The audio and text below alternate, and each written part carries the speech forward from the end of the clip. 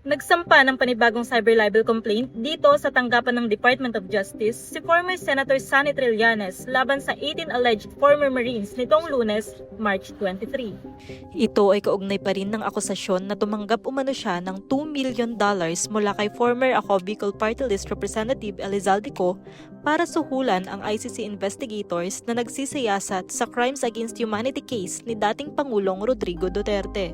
Dumating si Trillanes sa tanggapan ng DOJ dakong 11 AM para ihain ang reklamo. Sa panayam ng media, sinabi ng dating senador na ang bagong cyber libel complaint na ito ay tungkol naman sa kanilang interviews after ng kanilang press conference noong Pebrero. Bawat isang occasion na lumabas sila at nagsalita at nagbigay ng kasinungalingan, lahat ito ay kakasuhan ko.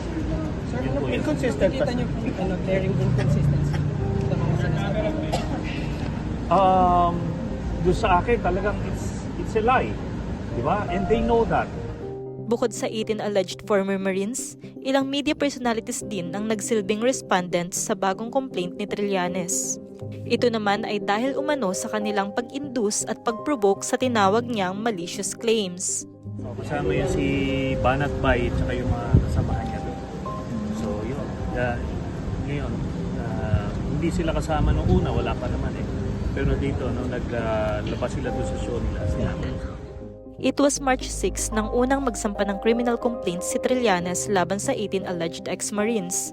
Kasama rin sa sinampahan ng kanilang abogado na si Libito Baligod, dating Quezon City Representative Mike Defensor, at ilan pang mga media personality.